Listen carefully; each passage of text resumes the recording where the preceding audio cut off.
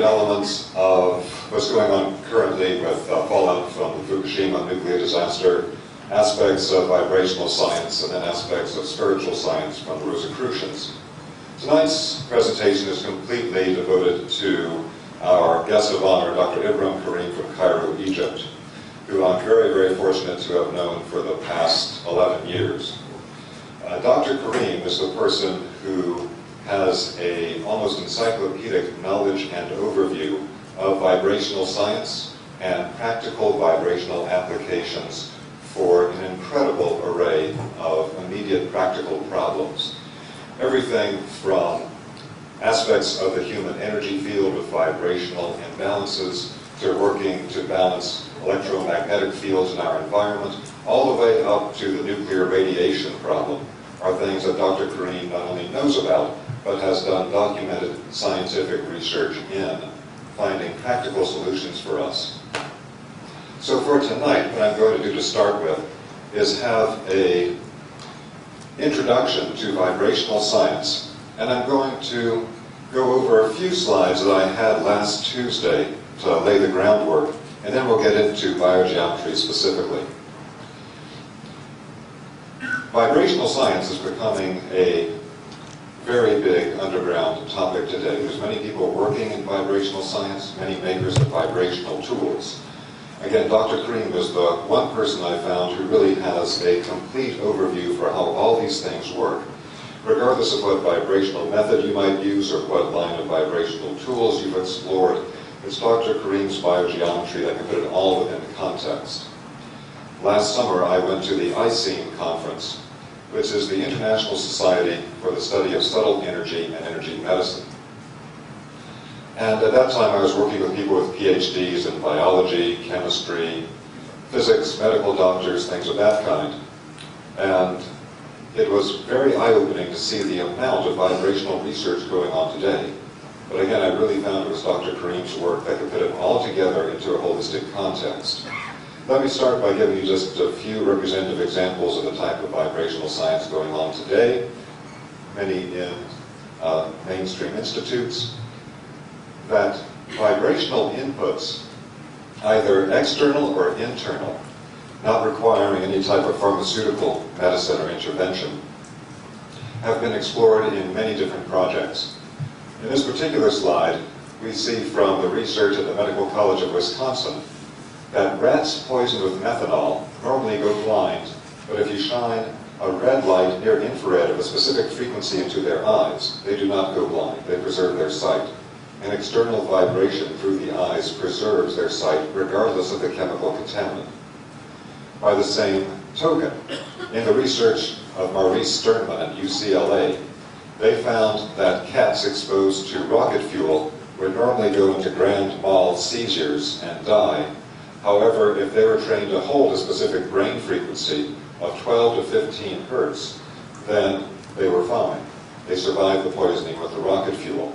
So both internal and external aspects of particular vibrations can literally save lives.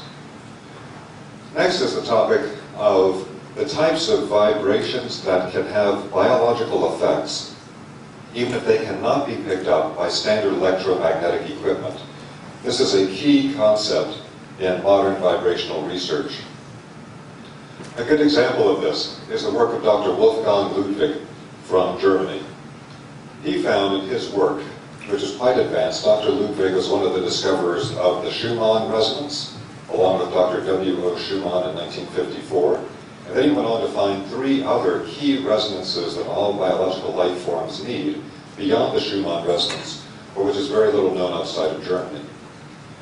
As part of his research, he was looking at the way that water carries vibrational information, just as we know from homeopathy today.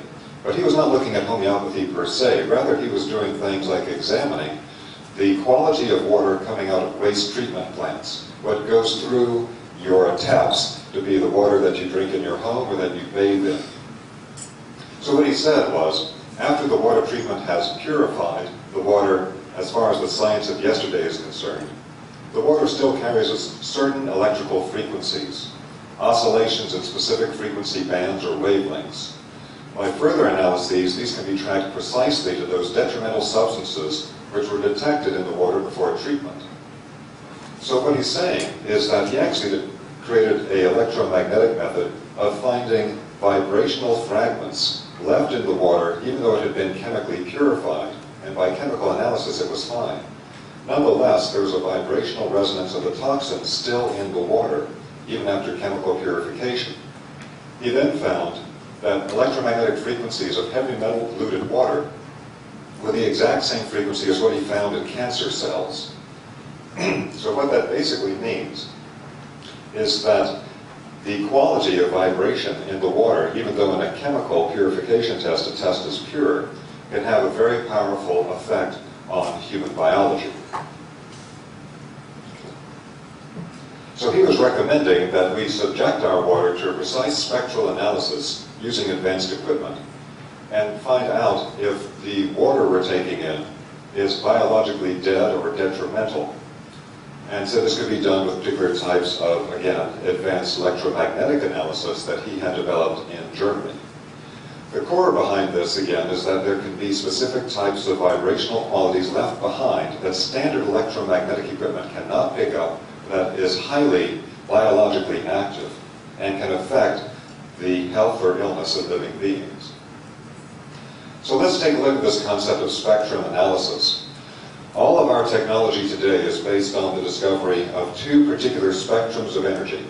Until you have analyzed the spectrum of energy in a particular method of analysis, you don't really understand what's going on, because if you can't break it down into the component parts and their functions, you can't clearly understand the phenomenon you're dealing with.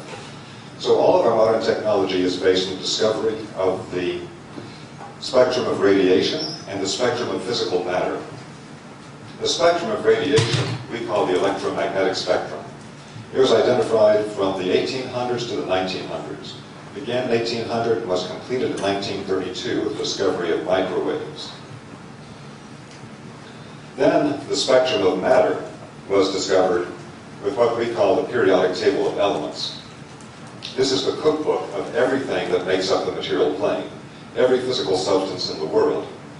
All of our modern technology, all of our work with electromagnetic equipment and technology of all types is based on finding the correct frequency for a particular function and connecting it to a particular element that can hold that vibration and give it to us, whether it's a television set or it is cell phones or anything of that kind. The problem is that with this analysis, there was no direct analysis of what is the effect on living beings of these particular vibrational frequencies. And that's absolutely critical for us.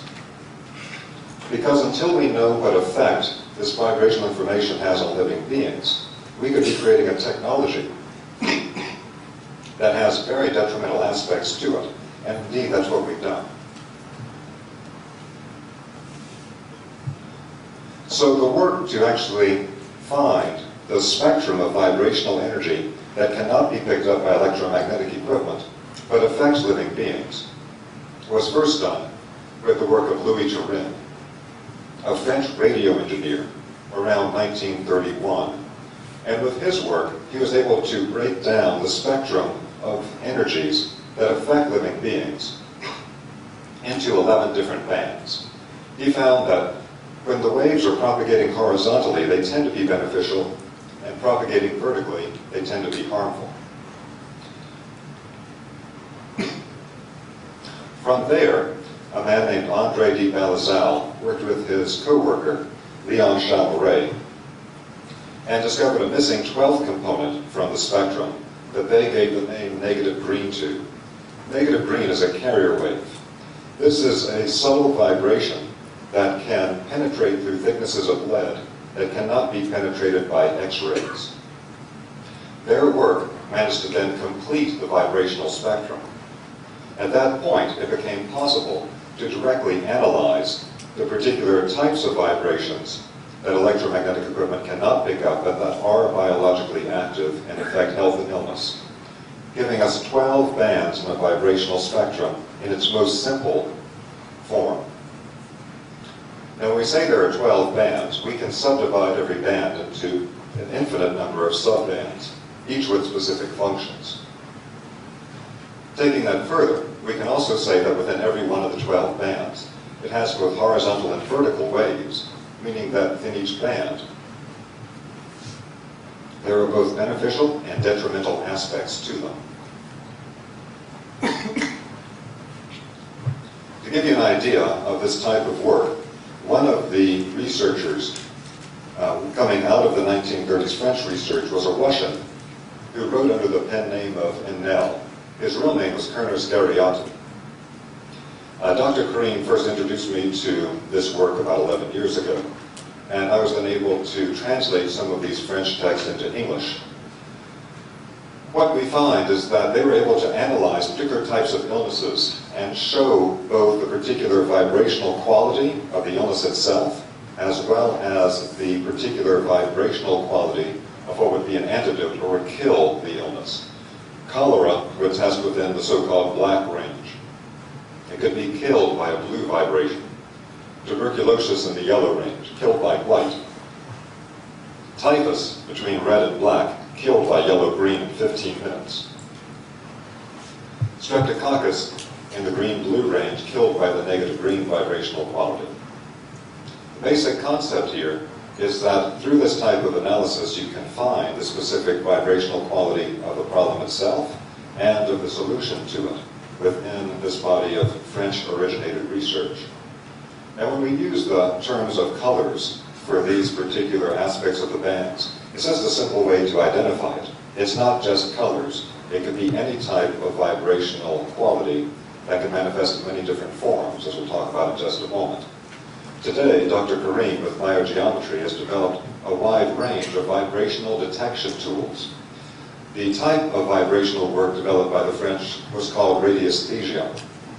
Radiesthesia basically meaning subtle radiations, or the ability to detect and work with or manifest these subtle radiations. Again, this is a range of particular types of advanced equipment Dr. Greene has developed to be able to detect these very subtle types of radiations and their effects. So this is our friend Dr. Greene, who has come from Cairo, Egypt to be with us tonight. And I've been very, very fortunate to be able to work with Dr. Greene over the years and have him allow me to teach his work publicly. The background of Dr. Greene is that he comes from a very prestigious family in Egypt. His father is sometimes referred to as actually the father of modern Egyptian architecture. Dr. Greene himself has a doctorate in architecture for the very prestigious ETH Institute in Zurich.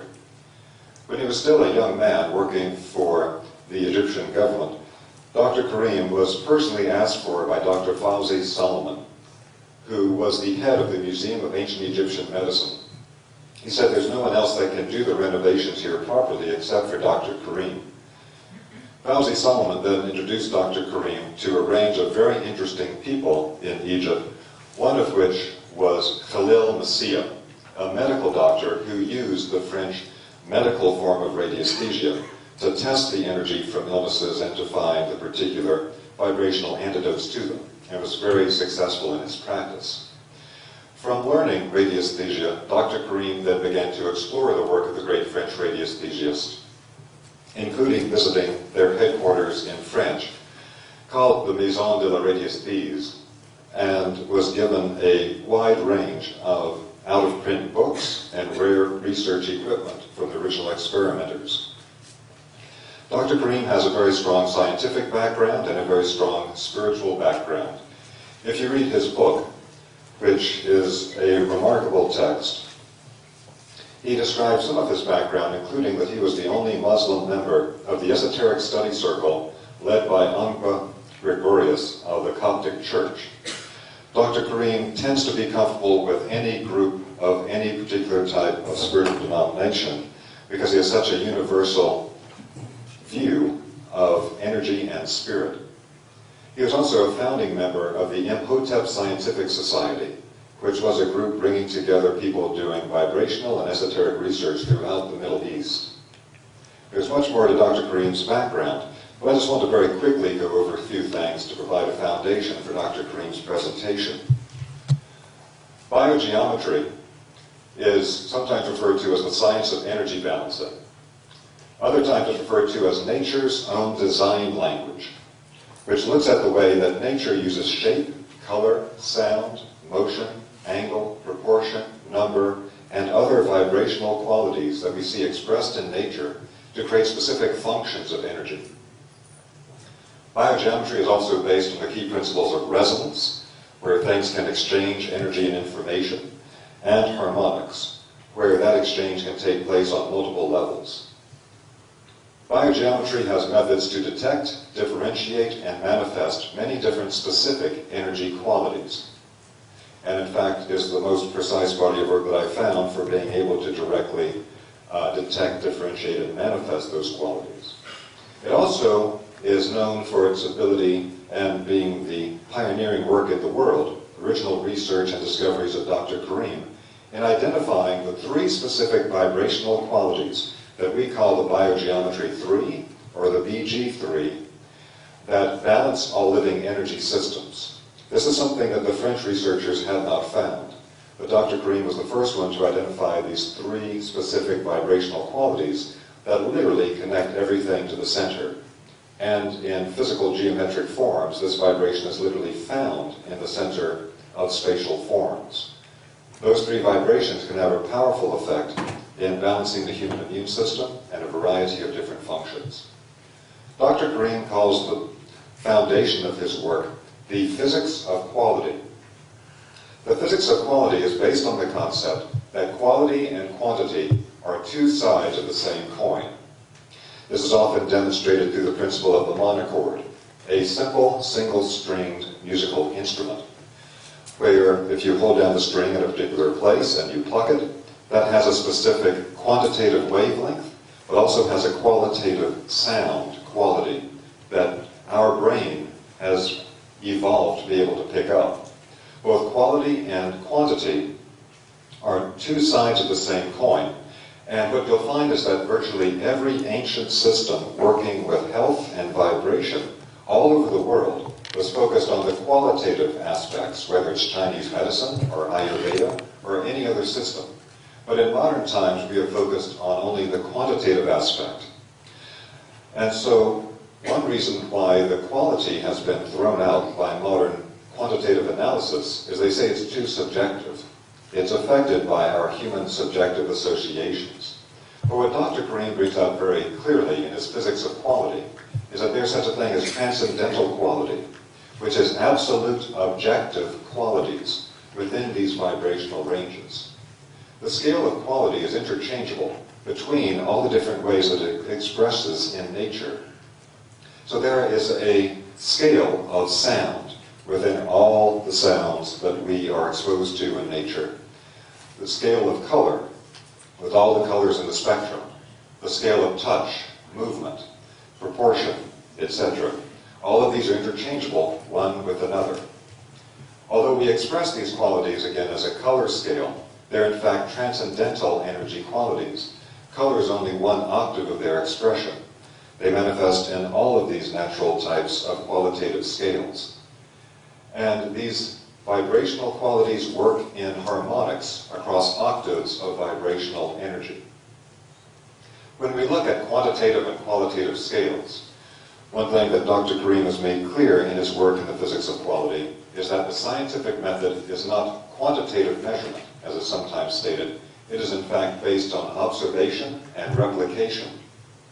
Quantitative analysis, which is valid, tends to be limited intentionally to the physical level, and can pick up things like gross EMF fields. It measures inches, volts, etc., and intentionally tries to exclude the human being from the measurement activity.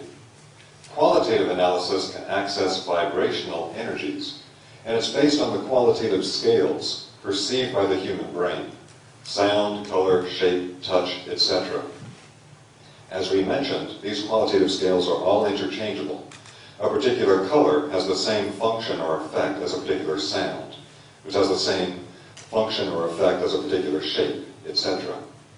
The human energy field is affected by and can detect subtle vibrations which affect living beings, so that rather than excluding the human being from the act of measurement, It's actually the human energy field that is the vehicle of being able to test these subtle radiations that electromagnetic detection devices simply cannot pick up, but again have strong biological effects. One of the cornerstones of biogeometry, as I mentioned, is the concept of resonance. Resonance is often demonstrated in musical theory. If you have two tuning forks that are tuned to the same quality, if one is struck, it starts vibrating. You bring the struck tuning fork close to the unstruck tuning fork, and the second unstruck tuning fork will begin to vibrate in resonance with the first one, because they have the same basic quality. They're tuned to the same particular frequency. But what Dr. Greene brings out is that this happens not only in sound theory, it is also true at all levels. Resonance is an exchange of energy and information, and at higher levels is not bounded by time and space. We can establish it between sounds, between colors, shapes, motions, etc., or between a sound and a shape, or a shape and a motion, or a motion and a color, etc. And all of these can create then effects within the human body and energy field with biological functions, meaning that if you know how to test the correct vibrational quality of a particular sound, or color, or shape, or proportion, or number sequence, etc., you can then find how that will affect in resonance these biological functions in the human body and energy field. So as I mentioned, Dr. Greene has done breakthrough work where he has identified the 3 specific vibrational qualities that balance all living energy fields. Something of extreme importance. As you see in the top illustration here, in the French work, they were able to identify the spectrum of vibrational energy, and it will form around particular types of shapes. If you look at a perfect shape of a circle or a sphere, you'll find all 12 vibrational qualities that make up the spectrum of functions of energy in our world, related to biological life, spread evenly over the surface of the object. But what they never looked at was something that Dr. Greene went intuitively to, which is the center of the form itself. They were testing the energy, we could say, of the periphery, and they found the complete spectrum. But what Dr. Greene did is he went to test the energy found in the center. If I test around a circle or sphere or a particular object, I'll find the complete spectrum of energy that affects living beings around the perimeter. But he looked in the center. What's the vibration I find that actually centers and balances all living beings? And so in geometry or space, the balancing force manifests, if you test it, in the literal center of a circle or in the center created between drawn lines. This is of tremendous importance in the type of work that Dr. Greene does as an architect, and in understanding the real energetic basis behind what is often referred to today as sacred geometry. In energy quality itself, in the methods found in biogeometry, we can directly identify and detect the 3 specific aspects of this BG3 energy quality. In technical terms, they are referred to as the higher harmonic of gold, as the higher harmonic of ultraviolet, and as the horizontal wave of negative green. So these are in particular sublocations found within the larger bands being referred to. And the higher harmonic of gold, higher harmonic of ultraviolet, these are transcendental vibrations that are in resonance with physical gold in our world and ultraviolet light in our world, but actually are at a higher vibrational level or octave. One thing that Dr. Greene has been able to do is to connect these scientific vibrational qualities and their functions and effects with concepts held by classical spiritual traditions. The higher harmonic of gold vibration is the same vibration that is found in religious depictions of the gold energy field around the body of a saint, and is connected to what's sometimes referred to as the plane of divine wisdom, a very high spiritual plane close to the Godhead.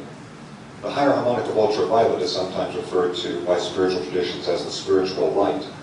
And the horizontal wave of negative green, the third component of the 3 vibrations you literally find in the center, not just of a drawn circle, but you will find this vibration within every cell of the human body, within every acupuncture point, within every major energy center like a chakra, and also in every energy location on the landscape that is referred to by the local people as a power spot.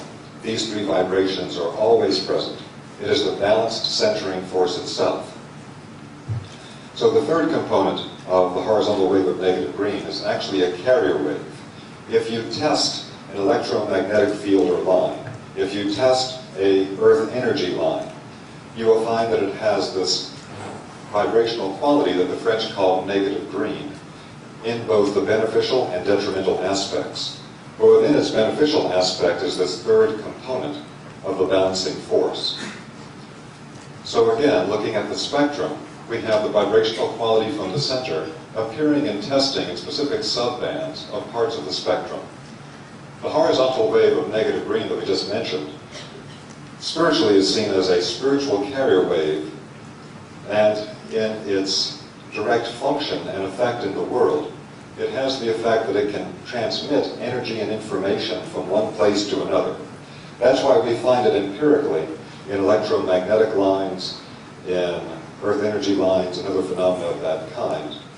The higher harmonic of ultraviolet has a functional effect of deep energy revitalization, and again is linked to spiritual concepts of the ancient traditions, where they would call it things like the atmosphere of the angels or the spiritual light. The higher harmonic of gold has the quality of energizing and connecting us to ultimate balance. It also activates the human immune system, and it is understood again as an emanation seen from the classic spiritual traditions of the plane of divine wisdom. So these qualities can be understood either from a purely instrumental aspect in empirical research for vibrational effects, or they can be understood transcendentally according to their spiritual origins, as was done in the classical traditions of the earth. And together, again, these three vibrational qualities that balance and center all living beings are known as the BioGeometry 3, or the BG3. So Dr. Greene, in his presentation, when he talks about the BG3, he's talking about these three specific components, and sometimes he'll simply say something will give you gold, which means the BG3 with the gold as the highest component of it. There are many, many levels to biogeometry, far beyond what I can do in a very simple introduction. One of the principles is energy, shape, and function, because again, the science is called biogeometry, which is the particular aspects of geometry or shape as it affects life. So when we look at energy, shape, and function, the formula is that energy, when it moves in a particular movement pattern that creates a shape. The shape actually determines the function. So energy plus shape equals function. So you will find in some older traditions, as well as in biogeometry, particular linear diagrams of energy movements.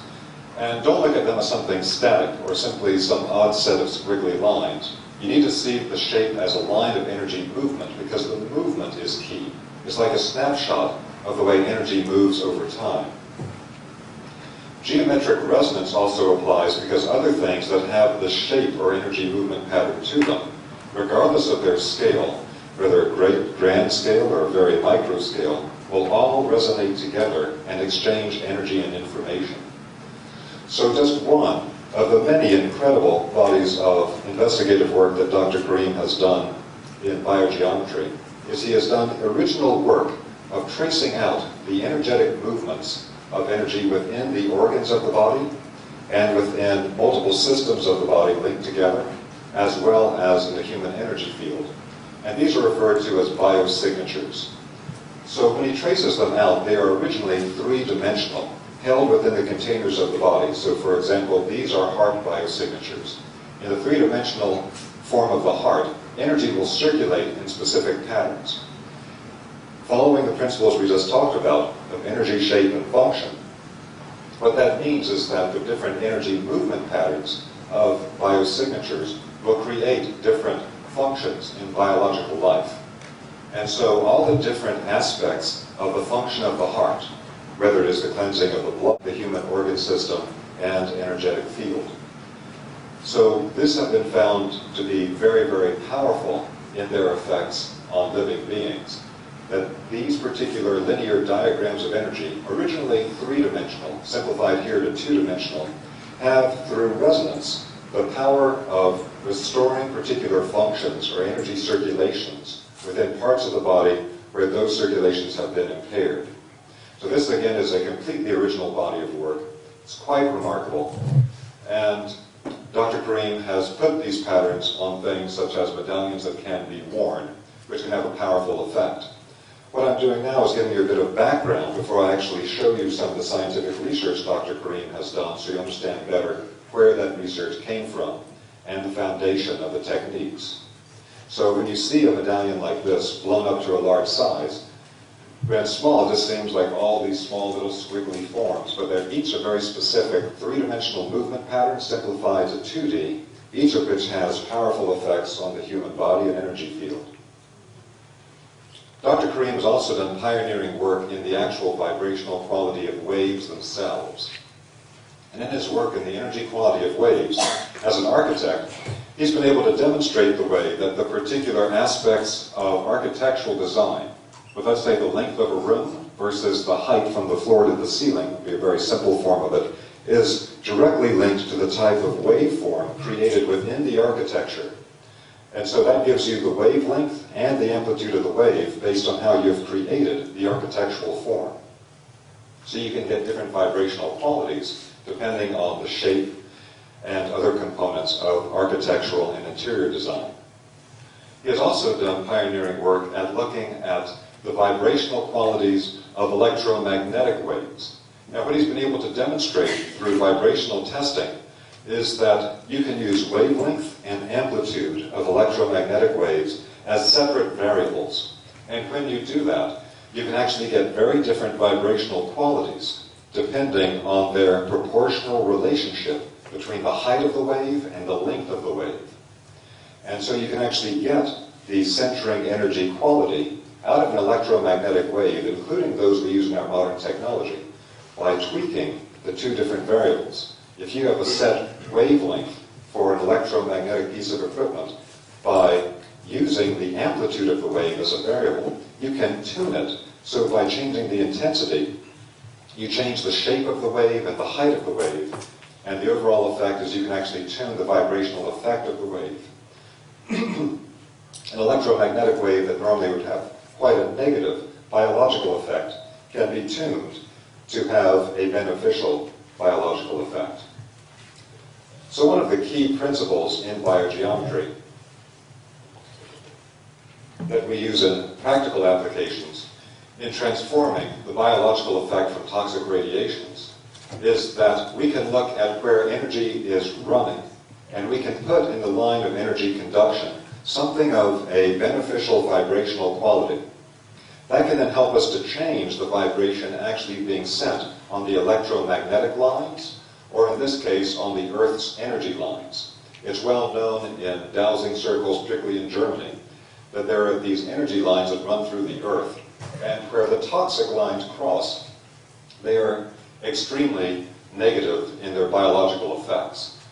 In the German research, it's been shown the way that this will create cancer in the body when a person sleeps over the location of the crossing of toxic lines. And you can see clearly, for example, here on this tree, we have something that looks like a cancerous tumor at the base of the tree that's directly at the crossing of toxic Earth energy lines.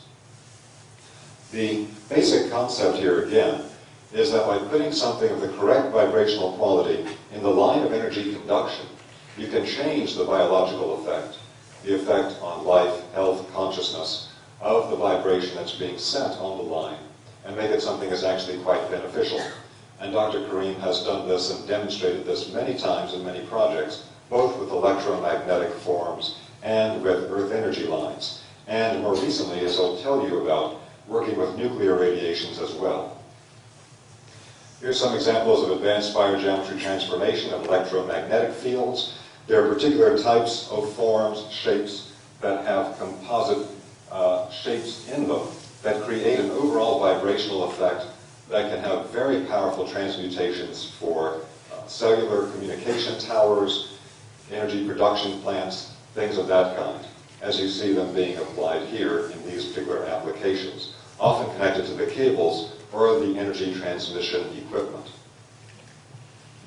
So a little bit of background here on Dr. Greene's actual projects.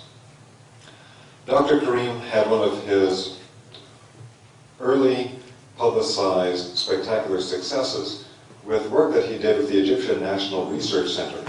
And at that time, at the research center, they were evaluating some of his methods. And what they said to him is, we're going to have two different cell cultures. And we're going to ask you to create a simple geometric form to put over one cell culture and kill everything in one cell culture and leave the other one untouched. And as a very good indication of Dr. Kareem's personality and level of moral development, he said, biogeometry is not for killing. He said, I'm not going to kill anything, but I can show you that through the vibratory effect of a very simple geometric form placed over one normally rapidly reproducing cell culture, I can paralyze all life activity in it. I'll leave the other one untouched. At the end of the project, he clearly demonstrated that. And Dr. Badr el-Din of the Egyptian National Research Institute wrote a report saying that essentially we have no idea how he did this, but he was able to affect biological life through simple geometric forms, and said that this cannot be accounted for with any of our standard modern scientific knowledge, and understanding it better is a top priority for us. So Dr. Greene was put in charge of a research group on the effect on biological life functions of shapes, a research project to look into that specific aspect of things. How do shapes affect life functions? And in this series of successes that he had at the Egyptian National Research Center, there was a bit of a backlash from what's referred to as the Doctors' Syndicate in Egypt, where they said, well, I don't know how he's managed to pull the wool over the eyes of the fellows at the Egyptian National Research Center, all of whom are PhDs in biology and they're MDs and that sort of thing. But we're going to be having the National Hepatitis C Research Project, a research project paid for by the Egyptian government, where they're going to explore every major type of treatment for hepatitis C, orthodox and alternative, that had been suggested up to that point. So what happened with this is that Dr. Greene was given one particular group to work with. And Dr. Greene said, I don't even want to meet any of the people in the group, because if I did, when you see the result I'm going to get with them, you're going to think that I did something like some type of auto-suggestion or hypnosis, so I don't even need to meet them. What I need to do is analyze the energetic field of multiple people with this problem and find where the energetic vibrational problems are, and then I can find which of the biosignatures I need to help address that issue. So at the top right here of this slide is a picture of the type of early form of biosignature medallion that was given to people in this study. It was created like a computer chip. And basically that was what was done for this particular group that was given to him. Other groups were given Chinese medicine or interferon or other types of treatment. At the end of the first stage of this project, which was run out of Al-Azhar University in Cairo, which is one of the oldest universities on Earth, headed by the dean of the pharmaceutical school, Dr. Taha Khalifa. At the end of 6 months, they had a situation where these biogeometrical medallions with biosignatures were given to 300 persons. The results were 90% normalization of enzyme levels, which were a major marker they were testing for the effects particularly on the liver for people with hepatitis C. And it was much higher than anything else tested. The second best was interferon, with a much lower level of normalization or beneficial effects, and many people had to be taken off the interferon for toxic effects. The head of the project, Dr. Khalifa, announced the results on national Egyptian television. I've seen the original film of it, where he talks about just how spectacular the results were from nothing but wearing these particular forms. Again, something that cannot be explained by our modern scientific paradigm, but which Dr. Greene can very clearly and eloquently explain according to the physics of quality. And although not all participants were tested, a large number of participants in this also showed viral clearance. Some of them actually came on the television show and showed their blood work, which showed it was now clear of hepatitis C. So this was a tremendous validation for the potential and power of biogeometry. Dr. Greene was not a medical doctor, and he makes no medical claims. It's all research. But this really got him quite a bit of attention, particularly in the Middle East. In time, Dr. Greene was actually given his own television show, which, translated from the Arabic, the title was God Grant Me More Wisdom, where he was able to show people fundamental things they could do to improve their health. And also got coverage in CNN, ABC News, etc., with articles like this. Egyptian architect says designs can heal the sick, on CNN Online. And for ABC News, geometric medicine.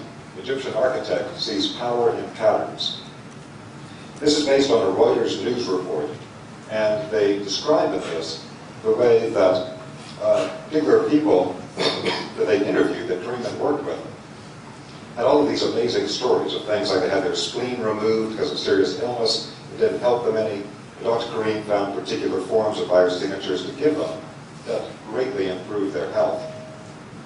So at this time of getting the different types of publicity, again, there were people who simply didn't want to believe it, and they said, well, we don't know how you got this result with the Hep C project, and so it was decided that there would then be projects that could not be the result of autosuggestion. And so this was then working with animals and with plants to see if they could also be benefited by the types of vibrational qualitative fields that Dr. Greene could create with biogeometry methods. To talk about just a few of these, in the chick farm pilot project, Dr. Greene worked with representatives of the Egyptian Ministry of Agriculture and through another biogeometry method, which is putting up large, in this case large, it can actually be very small, swaths of color in the correct location in a space could create strong concentrations of this BG3 energy quality, the centered energy quality. So it can be done with even very tiny bits of color, and you're not getting an effect from the color itself. It's just that the color, depending on what color it is, will go in different places in the perimeter of the space that you're working in. So Dr. Greene insisted that the chickens not be given antibiotics or growth hormones. And he was told that, well, the chickens will all die if we don't do that, and you'll have to pay for every chicken in advance. So Dr. Greene paid for the chickens. And what they found is that they actually grew faster than normal and were healthier, but also they found that the flesh of the chicken was full of this BG3 vibrational quality. So when people ate the chickens and they weren't well, they actually got better by eating the chickens. So this was a very successful project. It showed reduction in time for growth, faster increase of weight, less food consumption, greater overall health, better effect of people eating the chickens. So at the end of the project, Dr. Greene comes to collect the chickens because he's paid for them all. And he shows up at the place and says, "Where's all my chickens? They're all gone." And they said, once people found out these were your chickens, they paid us, a premium price for them, so here's your money back. Dr. Greene did another project working with plants at Wageningen Agricultural University in Holland with Professor Peter Moles. This was involving both the color placement that we talked about before, again, not for the quality of the color, but for the BG3 quality when they're correctly placed, and also with particular types of shapes. Shapes oriented correctly with particular angles or other characteristics of shape connected to them can also create very strong BG3 concentrations. Long story short, what happened was, as you see in the upper left-hand corner, they had particular orchards that were not part of the biogeometry experiment, and some that were. At the end of the project, they had the biogeometry grown apples, which, similar to the chickens project, they did not use artificial fertilizer, and they did not use pesticide. So these were not affected by the normal growth methods. The control apples were grown normally. And so after they were picked, they were kept in a heated apartment for a month, and then when they were found, they found something very interesting. That the control apples, after a month, were all rotting. You can see the rough setting in there. These are the ones picked at the same time from the biogeometry crop, and they're fine, because they've actually had this vibrational change in their structure. This is very important, because what it indicates is that we can get extended shelf life through increasing the vitality and quality of the energy within the produce, rather than the approach being taken now, which is to try to preserve the amount of time produce can be on sale at stores by exposing it to radiation, which actually destroys the enzymes and all the beneficial aspects of it.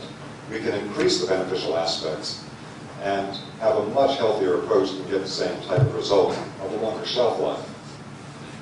In another project, Dr. Greene was invited to participate on the Red Sea, which has a very high level of salt in the water, very high saline count.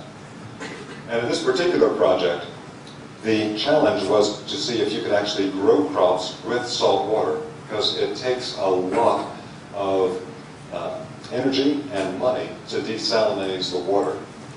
And what Dr. Greene did is he created channels for the water to flow through that had biogeometry shapes to them. So they had BG3 in the water as it flowed, and containers for particular sweet potatoes that were being grown. So, as you see in this picture here, there's salt water from the Red Sea, the top channel, biogeometric design container, biogeometric designed water path, another biogeometric design container, and then there are control plants, ones that are grown normally using fresh water, and those that are given salt water from the Red Sea, but that were not given the biogeometry treatment to them.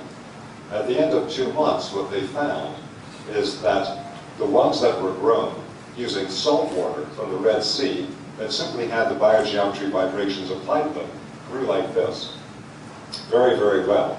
Those with straight salt water, with no vibrational application, really didn't grow at all. And those with fresh water, of course, grew normally. So Dr. Greene has said before, this doesn't mean we can switch to growing all of our crops with salt water, but it's a very promising indicator that these vibrations are probably more primary than the actual chemical construction of the water itself. And so the fact that Dr. Greene, by infusing the BG3 energy quality into the salt water, could actually grow crops with it, is again another remarkable scientific validation of his concepts. This is from an Egyptian publication talking about industrial design.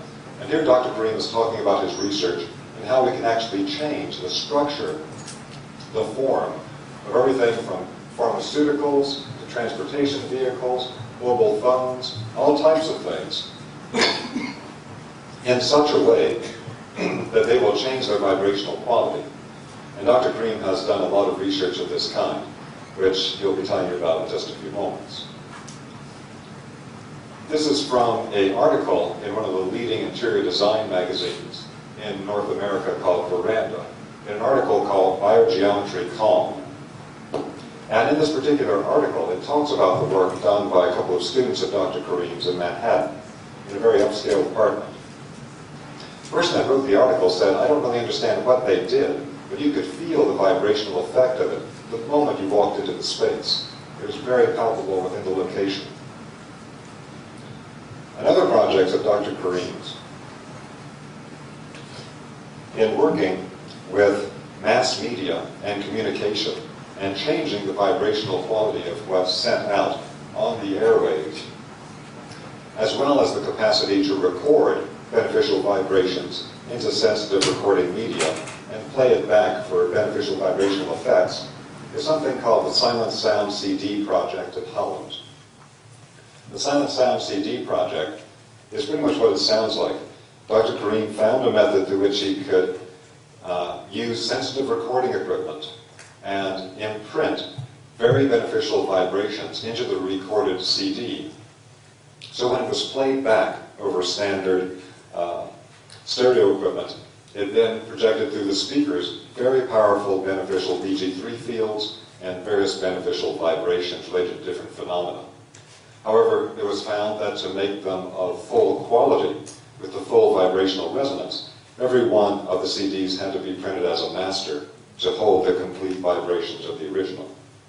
In another project, Dr. Greene was hired by a very wealthy individual in the Middle East who wanted him to energy balance his airplane, a Boeing 747. So using German biopulsar imaging, they found that after Dr. Greene and his son Saeed had done the energy testing and balancing on the jet aircraft, that normally when a person is on the ground before getting in the plane, the energy field is far more balanced than it is up at the sky, with the exposure to the cosmic radiation, EMF fields in the plane, and various other effects. But in this particular case, they found that this blue-green color indicates the most balanced effect in the field, and this was the person when they started out. So they were actually more balanced in the plane up at 30,000 feet than they were before they got on the plane. So it shows again the power of this type of vibrational science to be able to find a solution to almost any type of problem. Many of you are familiar with Dr. Masaru Emoto from Japan. He's done pioneering work in water crystallization imaging. And Dr. Emoto has worked with Dr. Greene and has shown how the PG3 energy fields creates these perfect crystallizations in the water. And in fact, the thing with Dr. Emoto's methods is that the particular types of photographs he takes are not always standardized. If someone prays over a particular body of water or something of that type, the pictures you see in his book are selected out of multiple crystallizations, which are not always the same. And one thing Dr. Emoto said about the crystallizations coming out of Dr. Greene's work is that they were some of the most standardized, perfect crystallizations of anything he had tested. Similarly, one of the people that runs Dr. Emoto's lab in Switzerland is a man named Gilbert, who has his own form of water research.